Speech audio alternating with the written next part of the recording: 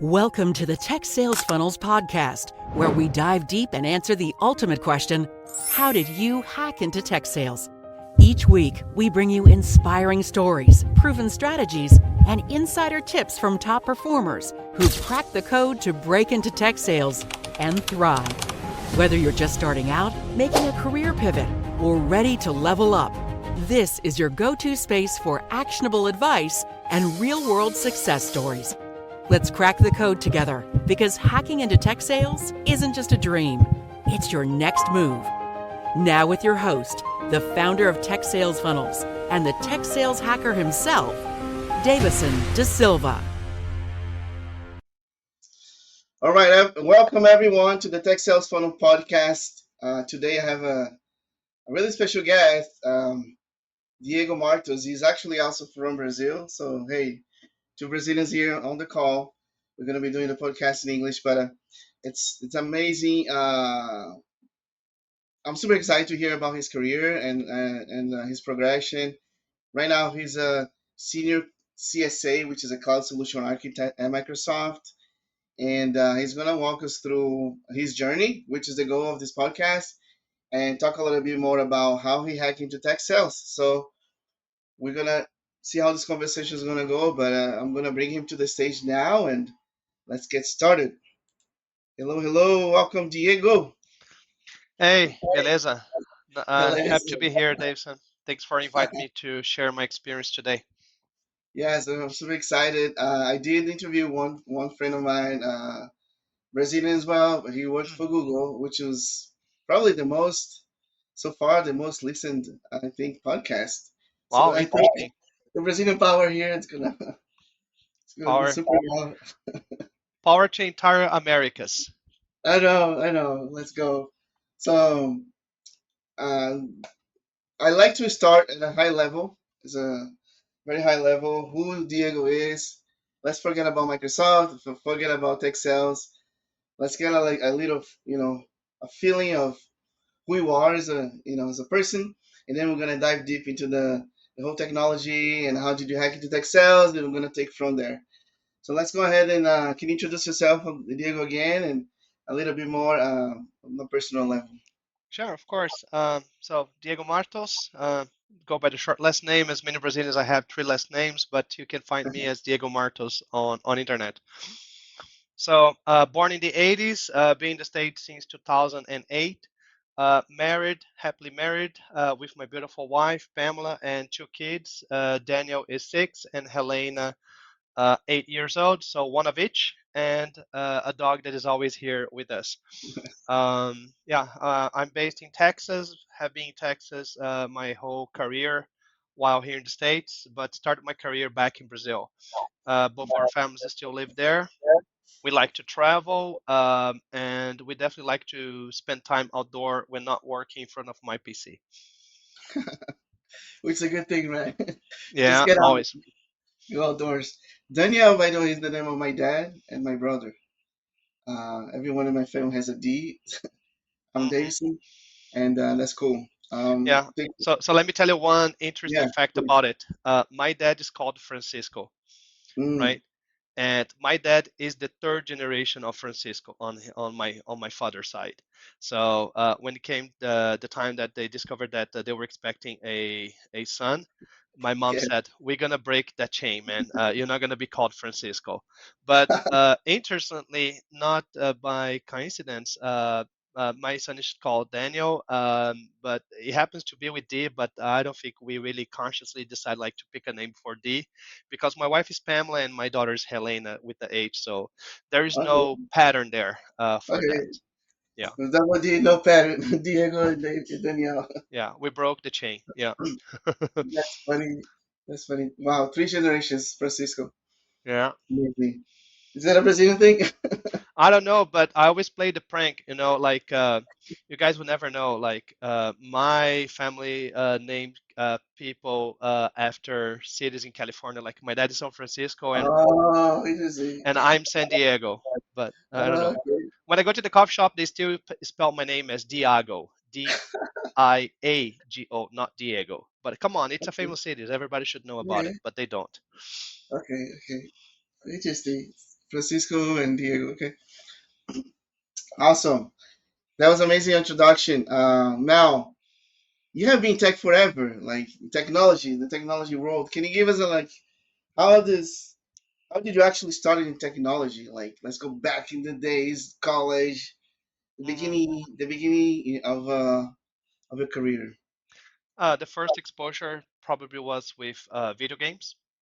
Okay, Born in the 80s, right? And see the evolution of the video games, from okay, Atari to Mega Drive, Nintendo, Super yeah, Nintendo, and then just goes.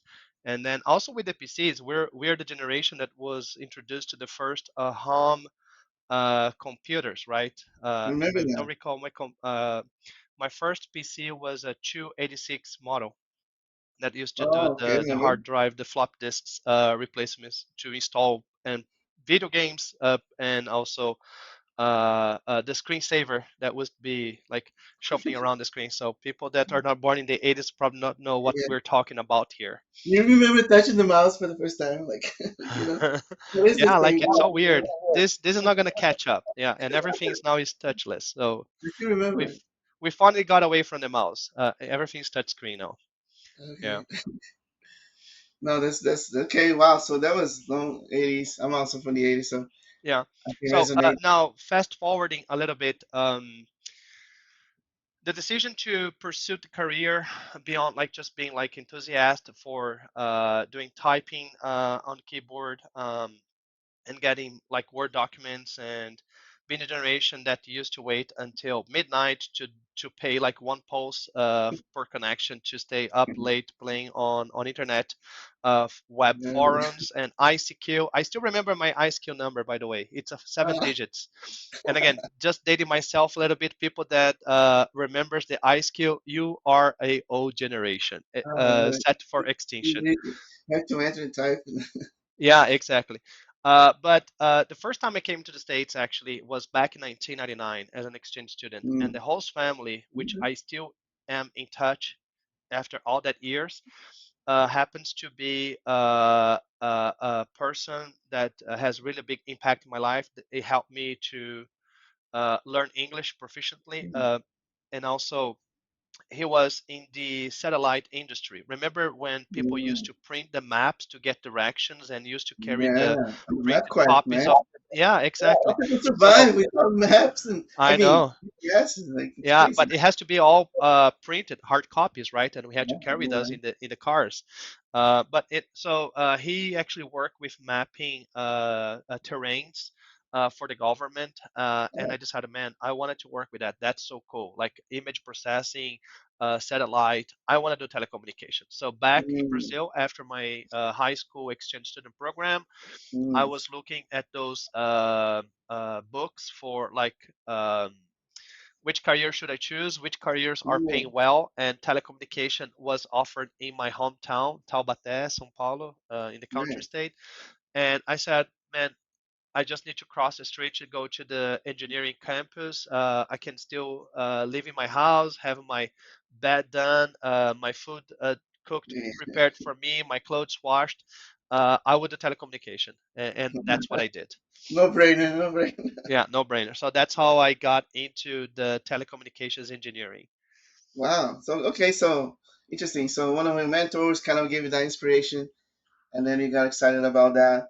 How was that? Was that all that you expected, by the way? Like the course and like, how did you the first job after college? Yeah, of course. My first job was not in tech. It Okay, was as a English teacher in private interesting. schools in Interesting. English as a second language back in Brazil.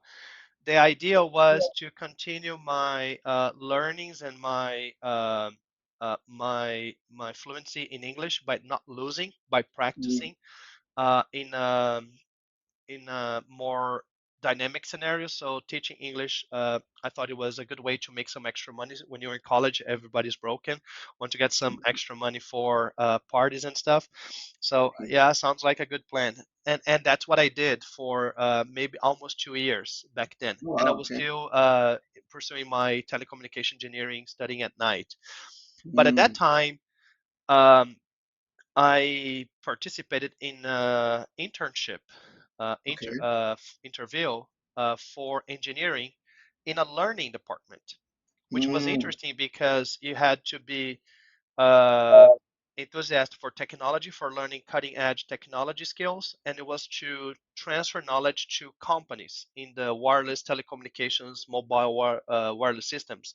Mm. So I happen to have it's like a lightning hit your head. It only happens once. Like they need somebody that was comfortable teaching, presenting to others, and enthusiast and learning engineering school. So I had the two checkpoints, and that was my first Wow. opportunity. And this is actually the same company, Ericsson, that I worked for 18 years Oh my since my gosh, internship, Erickson, yeah. and that's what brought me to the United States. 18 Oh my years. gosh. Yeah. And English, because I would assume that a lot of their teaching methodologies or whatever information, some of the stuff was in English, and you're an Yep. English teacher, so Yep. everything is kind of like you said, like lightning bolt. Yeah, exactly. And to make things a little more, yeah, obviously documentation, manuals are usually in English, but Mm-hmm. Spanish was my main professional language for the Oh, first 3 years because I traveled across the globe with my previous company, traveling to the customer site yeah. globally to teach the trainings. But most of my training were delivered in in Latin America, so from Mm, Chile to yeah. Mexico. So I had to start learning also Spanish during my internship in order to be one of the shortlisted for a position as a engineer and by teaching by doing. And I think that a lot, as we talk about technology, a lot of the things that we do is we learn by doing. We Mm-hmm. develop technical skills by practicing those, by putting into real use world scenarios to make sense out of it, because sometimes technology can be very boring. So Mm, that was the same for Spanish. English is actually a subject that was a nightmare for me in the middle school and mm, during high school until I start taking private classes on my own to not fail and drop 1 year of school because of languages. I was never good in Portuguese grammar. I was never the top of the class in English. And guess what? I end up teaching in multiple languages, English and Spanish. I actually learned some French. Never had a chance to teach a mm. training in French, but I started learning that. But then I moved to United States, and then English became my second language. Wow. Whew, okay. We could talk about international careers. We could talk about multiple languages, the ability, the emotional, the cultural intelligence, all that kind of stuff. Yeah. There's so many ways you can go here. And if you go to Diego's LinkedIn profile, you can see a bunch of certifications there that he has for Microsoft, which Hmm. brings me to the next that I want to see if we can transition here now. Sure. Now, you did all this technology, you start teaching actually people how to use, the technology. The language skills came in handy, and you were ready for the opportunities. How how many years you said? 16 to 18 years in Ericsson. 18 years at 18. Ericsson, and now in July I will complete my first 3 years with Microsoft. So I moved from a tier one global company in telecommunication that dominates the industry to Microsoft on the IT space. Wow. So now that's magic right there. How? So you went, but also you went from technology to tech sales, and now you're in tech sales. You're a solution In architect. sales. Yeah, Yeah, you can talk a little bit first more time in about that. sales. Never thought about Okay, seeing myself in sales. It happened. how that happened? How did you? Well, I kind of have an idea, but I'm gonna have you to answer. How did you hack into tech sales, though? Like, tell us a little bit more about that. How was the process to get into Microsoft? The Yeah, leading one of the leading technology companies in the world. yeah. I mean, there's different ways you can go by this. I'll try to surprise you with a different approach. Let's see by the end if I succeeded or if I Yes. failed miserably. You tell me. When you think about the word hack, you're like it's try and error. There is no right or wrong way of doing this. So I think that Mm, what brought me here is a collection of failures throughout my entire career, mm, to put it simple. Okay. Wow. I started in a 100% theoretical environment, like reading manuals, opening the box in a concealed environment, traveling to a customer site and observing that the product specifications, when deployed on the field, don't behave as in the manual. So, Mm, like, a good way to learn is by doing. By the best way of learning something is many times by teaching, because you see like the things that you have not thought about, and career is all about it. It's important to set a plan, to set a target that you want to pursue. And then I think that the success throughout any one career, it's not the technology, it's not the industry, is management mm, of time. So basically, plan your work and work on your plan. You know, love so that. I noticed in my telecommunication industry that the industry itself was getting saturated. Like, it's very rare places where you go and you don't have like coverage on your mobile phones today, right? That's a fact. Hmm. But that was not the case 20 years ago, 25 years ago. There was a lot of blind spots in coverage, Mm, right? And nowadays, you don't really care much if you are on 3G coverage or 5G coverage. As long as you have signal, you open the yeah, app, you're happy, right? yeah, yeah. So the industry is not investing as heavily. There's still a lot of innovation going on, and it's leading to new fields of opportunity. But Mm, I noticed that the money, the investment was shifting from infrastructure to on premises to hosted, but at least by someone in the mm, cloud in space. And I said that's the direction that I want to go. So what did I do? Micro learnings, like small trainings in things that helps me to execute my job, but it's pointing me to the direction naturally, mm. organically, that I want to go. Okay, nice. Okay, I want to hear more about that because a lot of people listening to this right now, Uh they're huh. thinking like, how in the world can I be like Diego? Like, there's no way I can have all those certifications. I look here, they say just counting quickly, 3, 6, 8, plus all the other training, right? Um, nah, tech is not for me. How can you give hope to those people, the listeners here today? This podcast is like all about giving hope to people. Hey, you can get into tech sales. You don't have to be technical. I know you started on that field, but micro learnings, I want to hear more about that. Yeah, microlearning basically means break down a very complex task and technology, that's all it is, into smaller and achievable. Start with something that you have aptitude for, or you have more passion or interest or simply curiosity. Mm, If you want to hack into technology, and if you're not a curious person, it's just not for you. Should you okay. really invest your time on that?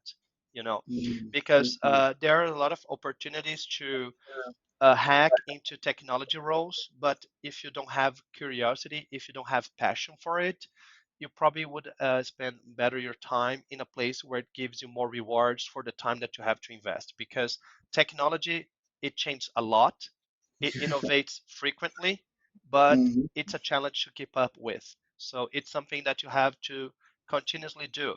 And I see a lot of analogy between technology and health. Like, mm, how do you keep yourself healthy? By doing mm, regular exercises. If you stop doing exercise for some time, what's going to happen? It's yeah, hard to get back. But I got once it. you are into it, it's natural, it's organic, it's fluid. And the Mm, same way that it goes with technology. If you're not into technology, if you want to learn something like machine learning, artificial intelligence, it's a big jump. But there are basic foundational things that you can start taking, like many cloud providers, not just Microsoft, but Google, AWS, you name it. They all offer free and foundational training. So if you want to work with machine learning or artificial intelligence, which was the last mhm, certification that probably you see in my LinkedIn, it's a result of a series of certifications and learnings in that industry. mm. I love the analogy. I really like analogy, so I really like the analogy of the technologies like health. And I remember when I went on paternity leave for like 3 months, and I go back. It was almost like being out of the gym for 3 months. You have to you call them prices have changed. The technology is different. As a seller, I'm like clients are asking those questions. I'm like, whoa, gotta catch up really fast. It's always like that. Growth mindset is number one needed, right? If you want to be tech sales, great, great, Right. great point right there. Yeah. And Um, I can add a little bit yeah, more on that as well. Let's say you set yourself to run a marathon, like the analogy with the artificial intelligence. You're not going to wake up the next morning and run mm, 42 kilometers, 50 kilometers. You probably should start walking in the neighborhood. love Create it. a habit of walking a regular routine. Same goes for technology. Like it's not important just set the goal and go after the goal, but to plan, like I mentioned before, how you're going to get there, and Mm-hmm. there is so much information available, publicly available for free. As a matter of fact, YouTube is one of my greatest sources of self-study. I Free, go a lot. free. Of course, there's a lot of inaccurate and bad data, but there's also really good data out there, What would just you like this podcast. recommend? Yeah, I love that. What would you recommend for someone tapping to the technology now? Where they should focus their learning? I know we talk about AI, and that's one of the buckets. Is there anything else, or even within AI? What would you recommend if I were starting today, trying to transition to tech sales? This is what I would be studying. Right. So, for example, there's different flavors. Like when you talk about technology, hacking into technology, there's out-of-the-shelf technology. For example, that's how we met, right? You used to work with the Office 365 licenses, Hmm. right? That's out-of-the-shelf technology, and there is the let's let's call it the a segment of technology, for lack of better words. The other one is the engineering building blocks that there is no right or wrong way to build, but it's very Mm-hmm. custom. Why? Because the out of the shelf limits you in certain scope, right? One doesn't replace the other. They meet different people. It's like the debate. Should I go for a smartwatch, Garmin, Fitbit, or Apple Watch? Right. There is no right or wrong. It's just Different like client. different profile. Mhm. Sorry Okay. for that. I'm recovering a little bit from a cold and some allergy that has been going on. Did I answer the question? No, Or yeah, maybe I yeah, should rephrase. yes, you did. You're trying to answer like where you should be studying. Oh, How, and right. Yeah, for there's different ways example, to go. the area of technology that I have hacked into is the cloud computing. Mm, And for that, I would say look into foundational trainings and certifications offered by all cloud providers. And all the three big players, they do offer a lot of vouchers for free training, and mm-hmm, campaigns throughout each company fiscal year where you can take sometimes trainings for free and get free certifications for foundational. That gives you a pretty good idea of the entire eh, environment, the ecosystem offered by that product, cloud computing. And there's also other out of the shelves that you don't need to build anything. You just need to understand how the functionalities can be utilized at its maximum and full potential, like the Office mm-hmm. products, like in case of Microsoft. So licensing can be one area if you want to hack into, so specializing in licenses, the different licenses, what changes between different licenses, packaging, how those are packed. And other ones is like pure products as losing resources that can be connected in many different ways, which is a more engineering level approach. That's the area where I am. Yeah, so there's different ways everyone to tap into it. You mentioned about the three big players. He's referring to Microsoft, Google, and AWS. And yes, there's free stuff up there like uh, YouTube. They sometimes they do hackathons, they do free vouchers, they do all this training. There's no excuse to not have access to the training. Now, if you want to run the marathon or not, it's going to be up to you in preparing your training routine, right? I Hmm. love that. I really like that analogy. I'm going to use that moving forward. Okay. Now, you got into Microsoft though. Like, let's dive into deeper into that. Like, Yes. I know you probably had a very successful career in Ericsson. And how did you hear about the role? How did you apply? Was that a recommendation? How did you hack into Microsoft? Because not everyone can do it. Yeah. It's hard. A lot of people Well, are millions of applications I hear that they get globally every day. yeah. For this particular opportunity that I participated in the selection process, I was found on LinkedIn. Oh, LinkedIn, Yeah. love Now, it. the reason why I was found is because I made LinkedIn uh, to reflect my personal curriculum.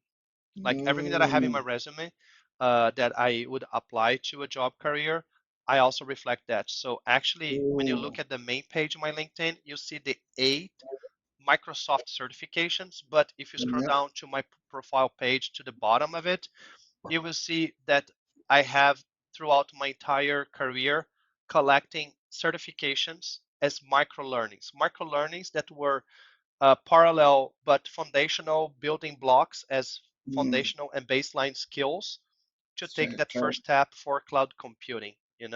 So there's a Wow. lot of certifications that you will be able to see down there as well.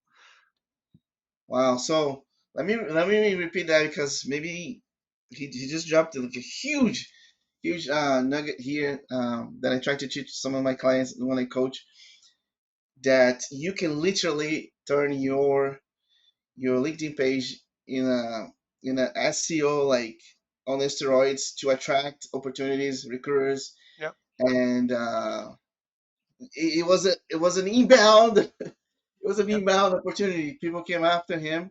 Probably like, was that a recruiter for Microsoft? Like Yeah, it was a recruiter from Microsoft because what you put in your LinkedIn is gonna make your profile more attractive to a certain industry, to a certain niche of technology, and also you less attractive to some of the mm, areas.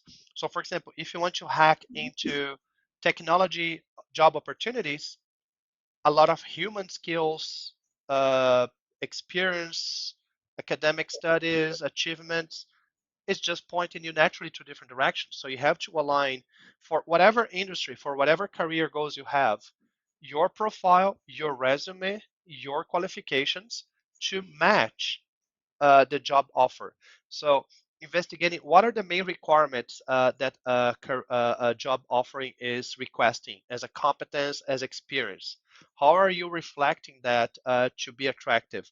I do get maybe in a low month, 5 to 6 offers for job from recruiters that find yeah, my profile on yeah. on LinkedIn, both still in technology in telecommunications that I left Mm, 3 years almost 3 years ago, so nearly 3 years ago, but also in the cloud industry today for some contractor, amazing, some temporary uh, uh, 3 months, 6 months to like a full-time employee job opportunity to participate in the process. There's everything. amazing. That's absolutely amazing, and that happens to me too. I get out stuff all the time because I took the time to optimize my LinkedIn for tech sales. Everyone, please listen to this. It's a minute 27 here on this podcast. You can literally do the same. It's Yep. it's it's something that's in your control. To use the keywords, to adapt your LinkedIn profile. You have the login, you have the password. You can go there and you can change things. You just have to make the time. Now that's job security right here. Diego is doing extremely well at Microsoft, and there's probably even Microsoft recruiters that reach out to him because there's different teams, there's different units, and they don't talk to each other a lot of times.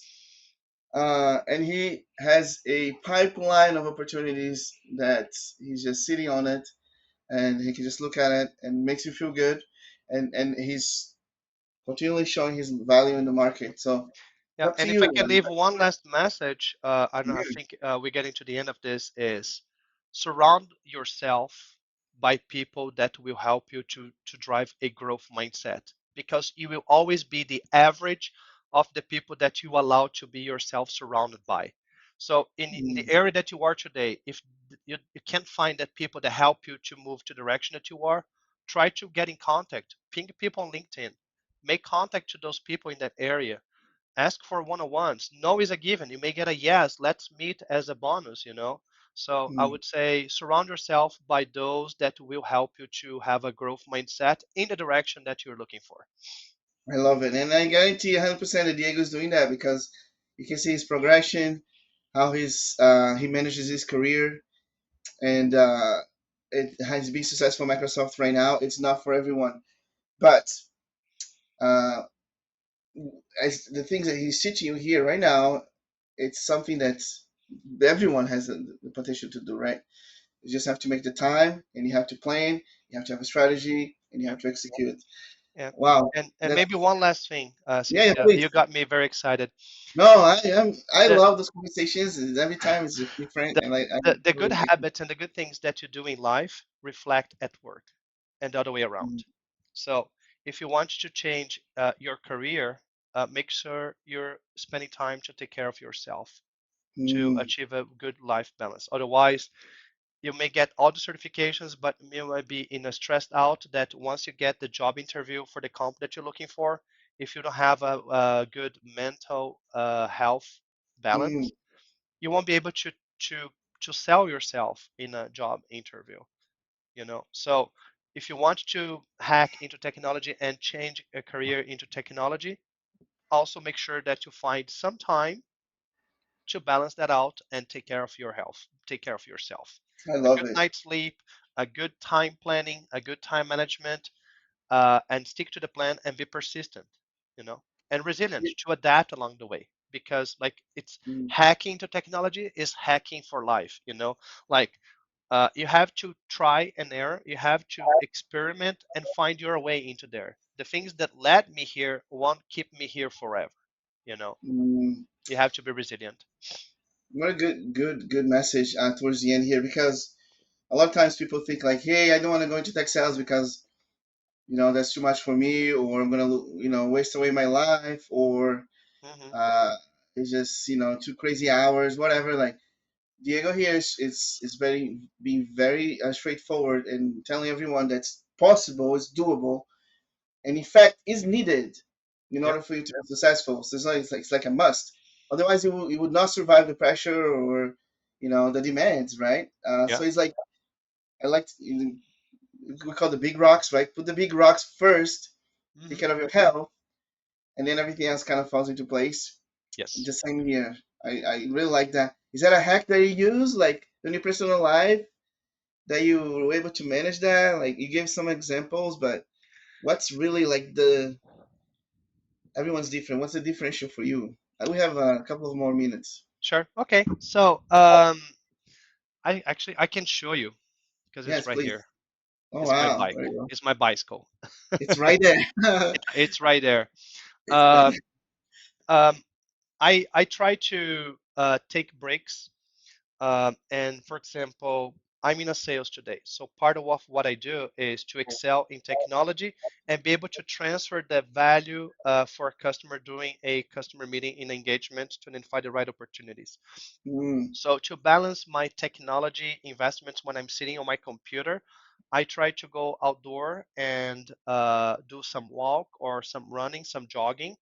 But if I'm indoor, if it's too cold, too windy, or too hot, which is the common thing here in Texas, I can jump on my bike and listen to a audiobook. And by mm, the way, look for libraries. If you are in the United States, there's public libraries, and they do offer digital license for you to borrow digital books online. I ebook, do a yeah. lot of audiobook, like soft skills, Mm, 12 rules for life, the mountain is you, in the sales, let's get real or let's not play, growth mindset. There's so many books out there, that you can listen to when you're doing exercise to get yourself a little bit out of technology as well. mm. I love it. I love it. That way you can refresh your mind, your brain's ready to receive, and Yeah, then you get more and more knowledge, and you're ready to be in front of your clients. yeah. And actually, exercise helps with concentration. A good night's sleep helps with concentration. If you're trying to Love it. learn or develop a new skill, a new technology, competence, you got to take care of yourself. Otherwise, it's inefficient. It doesn't feel like you're moving the needle. Man, this this was like better than we deserved. Well, Great conversation. you get Uh, what you pay for, man. You're the man. The work that you're doing here definitely impacts a lot of people. They're trying to get through and have their breakthrough into technology competence areas. There's so much out there that this is just a testimony of someone that found its way into this technology by hacking it. But mhm, there's no right or wrong. There's no silver bullet. But it's the attitude that you bring to it, is the results that you're gonna get and achieve out of it. I love it. And everyone has a different story and journey. That's why I was like, let me create this podcast so I can Hmm. capture those moments, right? Those stories. And Yes. it's, for me, honestly, if you, I know a lot of people are listening to this, but if anybody that like I am learning so much, it's be so cool. Like I love those Yeah. interviews. If we're not learning, and then something has to change. We gotta learn something. It doesn't need to be technology. Technology could be the use case, but you gotta keep challenging yourself. Get out of your comfort zone, either with more regular exercise, better sleep quality, family time. Family time is also very important, Mm-hmm. like for a 100%. mental health. Like you should not be feel guilty about work when you are with your family, and should not be feel guilty about family when you are at work. I love that. Yeah. Follow Diego on LinkedIn, connect with him if you want to learn more about, how to balance that. I know he does. He's present on LinkedIn as well. So, Yeah. anyways, thank you so much. That was an Thank amazing you. episode, Diego. We're Thank gonna you, be able Daveson. to expect a lot of Pleasure to be insight here. from here. Thank you All so right. much, everyone. Hmm. See you next time. Thank you. Bye bye, everyone. Thanks for tuning in to the Tech Sales Funnels podcast, where we crack the code and uncover the strategies to break into tech sales. If you found value in today's episode, don't forget to subscribe, leave a review, and share it with someone who's ready to hack their way into this exciting career. Remember, hacking into tech sales isn't just a goal, it's a mission. Let's keep hacking, learning, and winning together. Catch you next time.